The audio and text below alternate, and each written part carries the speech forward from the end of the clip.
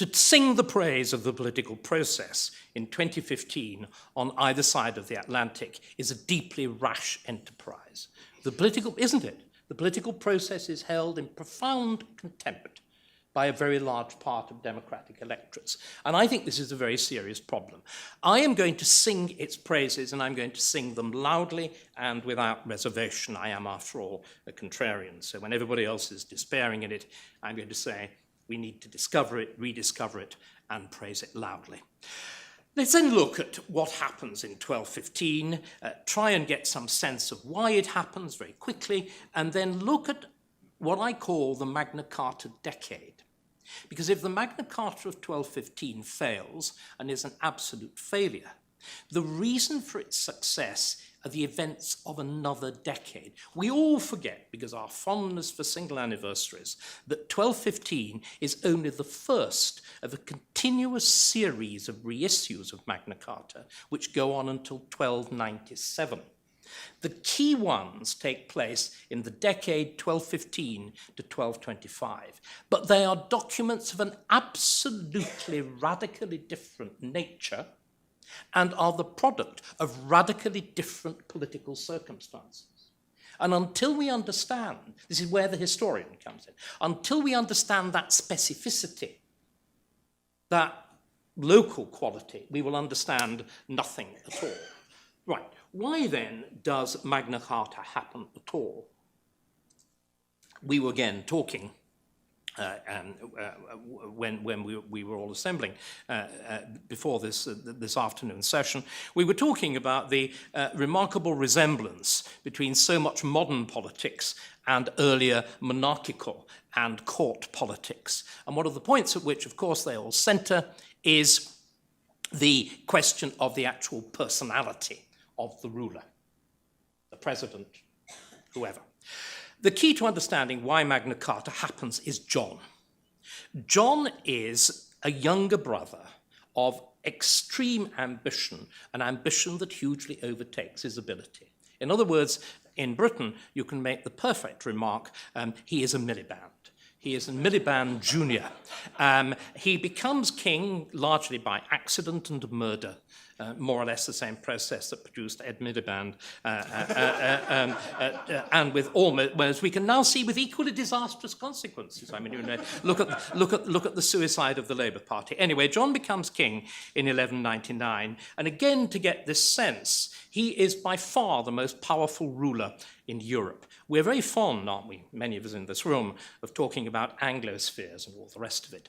The concept of something distinct and separate about England, the Anglosphere, English-based civilization, is totally and completely incomprehensible before 1530. In the Middle Ages, England is invariably part of some form of enormous cross-continental empire, and its political institutions are fundamentally similar. And we really do need to understand this. The Channel only becomes the widest strip of water in the world in the reign of Henry VIII, in which values change mysteriously between Calais and Dover, as unfortunately our immigrant class hasn't yet discovered, but it will happen. It will happen. John then rules over this extraordinary empire, which stretches from Scotland through Wales, Ireland, and the whole of Western France, which he then proceeds to lose. The key to understanding John is in the splendid phrase of Oscar Wilde in The Importance of Being Earnest. That was on the subject of babies. You will remember that to lose one is a misfortune, to lose two looks like carelessness. John committed the carelessness of losing two empires in very quick succession. In other words, Magna Carta is a product of imperial recession. It's the loss of power, the loss of empire. First, he loses the better half of his French lands against Philip Augustus. Then he uses, what was always the case, the immense wealth of England to try to create a second empire in the British Isles with enormous pressure against Scotland and against Wales. And he does it, of course, by screwing the riches of England, and he attacks frontally the two key richest groups, one of which is the landed aristocracy.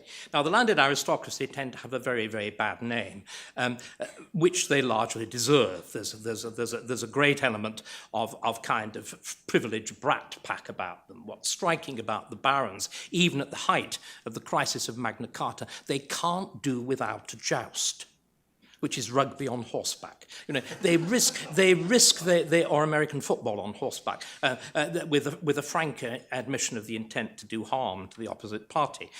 They are like that, but they're also, of course, each one of them is a corporation.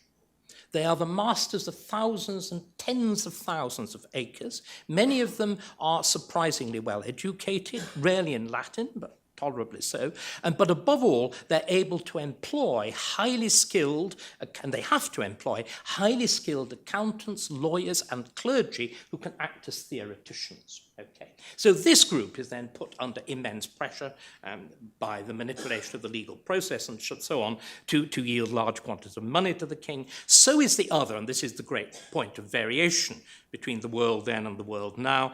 In the England of 1215, the other, by far the richest group, is the church. When you go around England, and many of you will know it at least as well as I do, one of its great marvels are the wonderful cathedrals.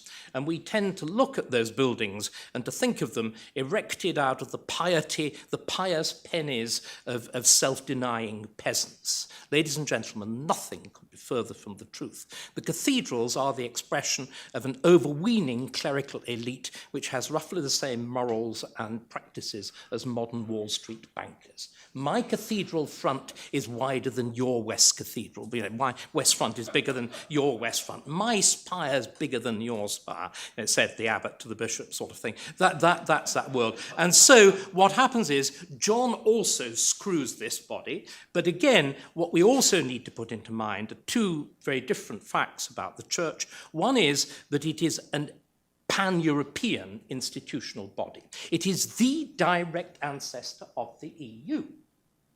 The EU has got two direct ancestors. One is the Roman Church and the other is the Roman Empire.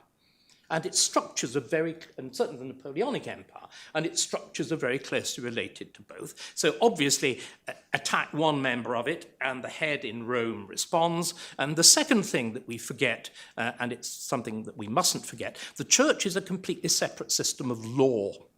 It's a separate system of law, which is at least as powerful in many ways in its effect as secular law. I mean, if you look at church law in England right through, even after the royal supremacy, right through to the 19th century, it controls all testamentary jurisdictions. The entire process of, in subject that's dear to the heart of everybody in this room, the whole subject of property is dealt with by church law until the 19th century. So this gives you some idea of its power. And of course, it is the intellectual powerhouse. And the man who was Archbishop of Canterbury was the leading scholar of the day in the leading university of the day, Stephen Langton, in Paris, because these are the glory days of the Sorbonne, which it has to be said it's never fully recovered, but I speak as a member of the University of Cambridge, but there we are. That's the background. And John then, all of these endeavours, the loss of the French Empire, the enormous pressure against the English elite, the pressure against the Celtic fringe of England, all of these things come to a tremendous climax in 1212. In 1212, John launches a huge campaign against the Welsh, and taking a leaf out of Donald Rumsfeld's book, there's a little bit of shock and awe. So what he does to bring home to the Welsh that he really means business, he hangs 22 handsome young Welsh aristocratic hostages simultaneously from the walls of a castle. That's the shock and awe. At which point it's revealed to him that his two of his most important secular nobles, a man called Sir de Quincey, the Earl of Winchester, and what is the real key figure in all of this, a man called Robert Fitzwalter, who's a great lord in the north, in East Anglia, but he's also a great figure in the city of London, both militarily, as the captain of the second largest castle in London, of the city militia, and also huge economic interests as a vintner. And if you look in Magna Carta, you will see astonishing attention is given to wine measures and the victualling trade. for the very obvious good connections of Fitzwater. These two of them plot to surrender John to the Welsh. You can imagine what would have been done to John after he'd hanged 22 handsome young Welsh hostages. The plot is revealed. The two flee, of course. They flee to Paris. John then embarks on this extraordinary attempt at re-establishing himself. He reconciles himself with the church, with the Pope, and he wriggles out of the interdict, the excommunication, not simply of him, but of the whole of England, reconciles himself to Pope Innocent III, and he tries a last desperate throw of the dice against Philip Augustus, his rival of France, and there's one of those very rare things in the Middle Ages, an absolutely decisive battle. It's the Battle of Bouvines in 1214. And ladies and gentlemen, John, it's brilliantly conceived. It's on a Churchillian scale. There's an invasion of France from the west, a European coalition. That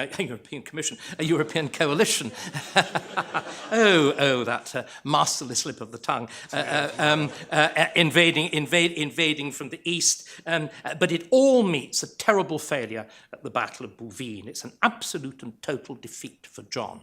And it is this combination of the loss of empire, this immense pressure that he's brought to bear on, by perversion of legal process and so on his political class, and finally, irreversible, irrefutable military defeat. Okay, that's the background. Events now begin to move rather quickly. John is confronted. The Battle of Bouvines in 1214. At Christmas 1214, he's confronted by a body of the barons demanding something very strange. There had, of course, been lots of rebellions against earlier kings. John's effectiveness in eliminating opposition. In other words, he solved the problem of opposition. Previous rebellions always took place in the name of a rival junior member of the royal house. John had solved this problem by killing them all. There weren't any. So what you have to do, you have to innovate. You rebel not in the name of a person, but of an idea. And the idea is a charter, which is a form of document that will limit the excesses of the king. Incidentally, the idea had first been invented by John's great-grandfather, Henry I, who's another younger son who seizes the throne by usurpation, and he puts forward a manifesto. Just like a modern political party coming to power that promises, motherhood and apple pie and whatever, and the moment is in power is forgotten. But the barons don't forget this, and they constantly hark back to it. John says, come back at Easter.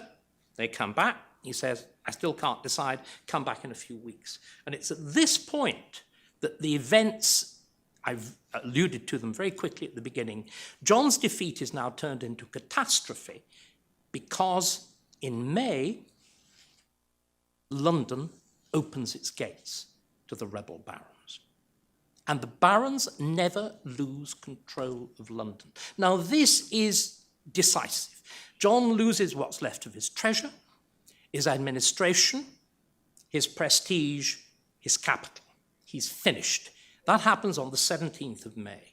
Within less than 2 weeks, we call it a fortnight, John is negotiating at Runnymede with the barons, and the thing that is the measure of his absolute failure is that his negotiator is the man who'd been his leading ecclesiastical opponent, Stephen Langton, the Archbishop of Canterbury. Very quickly, John, he's got no capital, is forced to come to an agreement. And the agreement, and this is where I think we do need now to grasp the extraordinary, remarkable nature of the Magna Carta of 1215.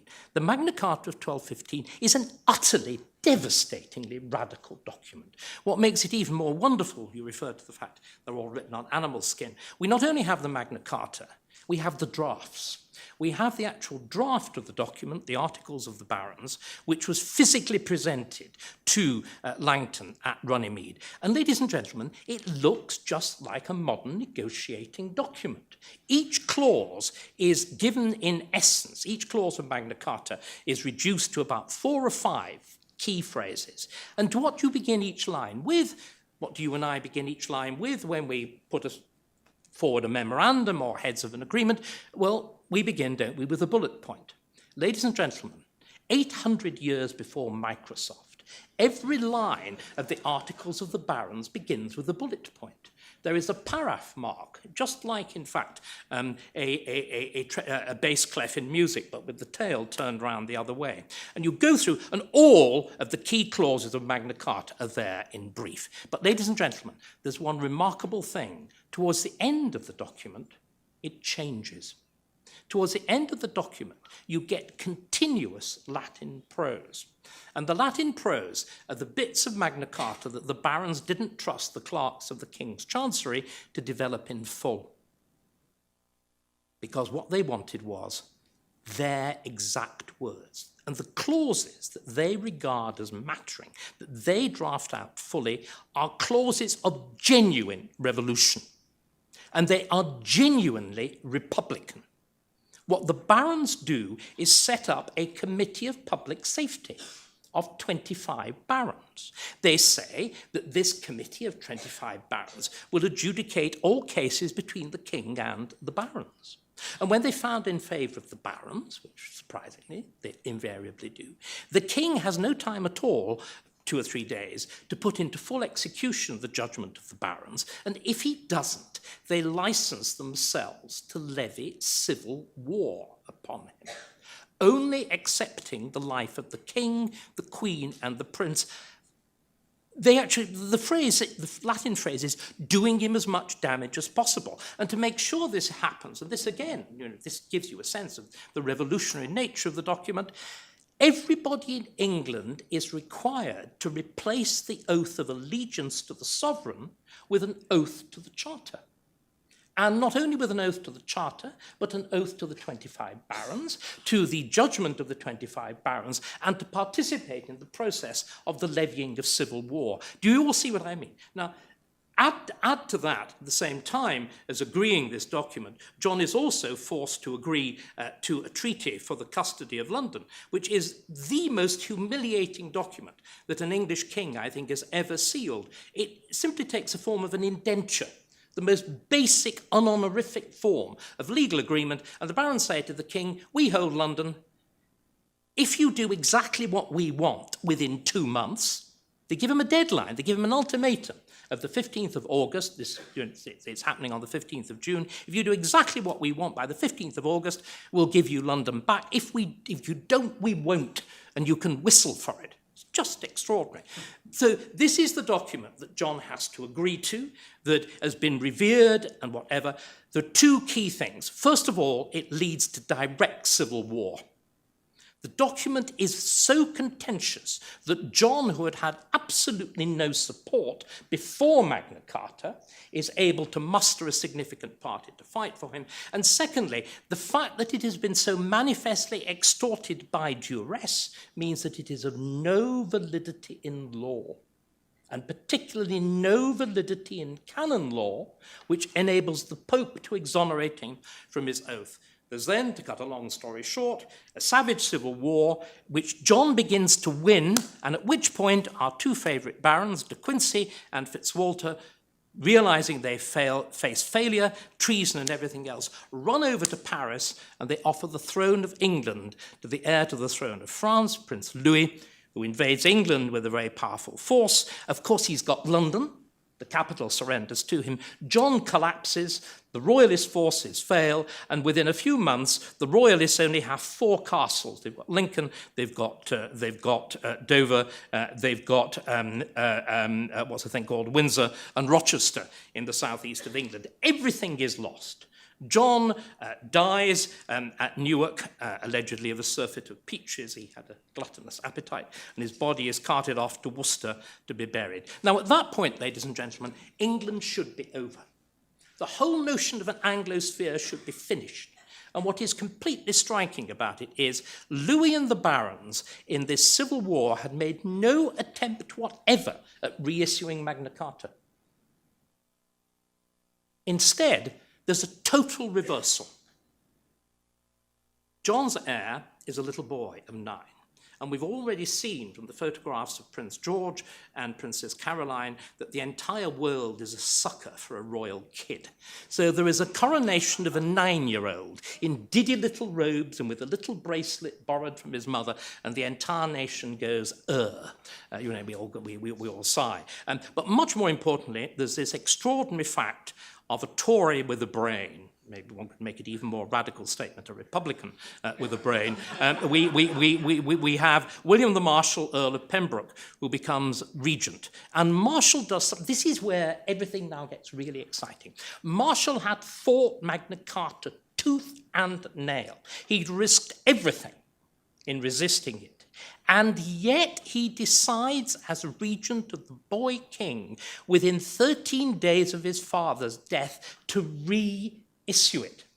But he reissues, and this is the key to understanding it, it is a completely different Magna Carta. The Magna Carta of 1215 is 4,500 words. It takes an entire sheet to write it on. The Magna Carta of 1216, more than a third of the text has gone. The Magna Carta of 1215 is 60 clauses. The Magna Carta of 1216 is 40. What's gone? Ladies and gentlemen, I don't know whether you're familiar with the rather splendid, we're all interested in politics here, that wonderful television series, Yes, Minister. Magna Carta has been Sir Humphreyized. Everything difficult has been cut out.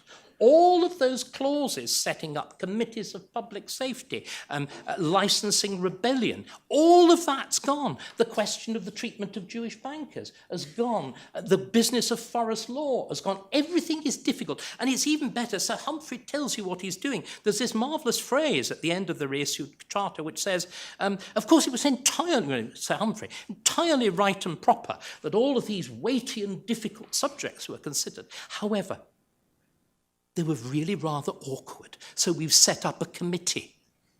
Everything is shunted into a committee, where it sort of squirms, like a laundry basket, and only the stuff relating to forest law ever comes out. So what Magna Carta is, the Magna Carta that goes into law, is a balance of extreme left of 1215 and the compromise ground of the right in 1216.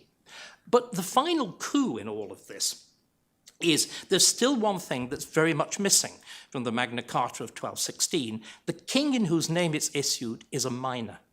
What is the king going to do when he becomes an adult? Will he follow the line of his regent, or will he follow the line of his father? One man takes charge, and that's Stephen Langton, who has a sort of second career in his late 70s. Not everybody dies at 20 in the Middle Ages. And Langton sets himself the task of making sure that the boy king, as he becomes an adult, will reissue the charter in an unchallenged fashion in his own name. In other words, eliminate the issue of consent. Ladies and gentlemen, for the first time, I've sort of come up with an idea of principle. Please forget it. How does the Archbishop of Canterbury get the King of England to agree to issue the definitive text of Magna Carta? He takes a leaf out of the book of Seb Blatter. He bribes him. There is a meeting of a proto-parliament which votes up to that point the largest single grant of taxation, which had been so agreed, but it's offered to the king on terms. If you reissue the charter, we'll give you the tax. If you don't, we won't. And the king takes one look at the pile of gold and silver and says, yippee, you've got your freedom. That's the origin. But what again, you see, this seems to me, I've presented this in exactly the fashion that those who attack politics do. But the product of it, the product of this process, is two things. It's not, and do again, let's be very careful here. You don't suddenly get a notion of a king under law. The idea of a king under law is fought over viciously at the time of the Civil War, 450 years later. What you do get, you get two things. You get a sense of the matter of government as being a dialogue between ruler and ruled. That's point one. Point two, you get it encapsulated, crystallized into a specific institutional form. Because that assembly, giving the grant of taxation in 1225, that assembly is the proto-parliament. The real, fully developed proto-parliament, whose anniversary we are also celebrating, the Parliament of Simon de Montfort, the 1265 Parliament, harks back directly to that. And the whole notion of the grant of taxation in return for the redress of grievance becomes, again, the fundamental institutional base on which all the things that everybody in this room values and that we talk about endlessly depends. In other words, the key to understanding Magna Carta are not the isolated, grandiose clauses promising access to justice and whatever. What tells you they're meaningless is that they're still on the statute book in England, along with the clause promising the freedom of the church. Much good it did them under Henry VIII. Or the clause promising the freedom of the City of London. Much good it did them against Attlee. These grandiose clauses don't mean anything. It's the practical, detailed, institutional operations and consequences of that political process that does. Thank you.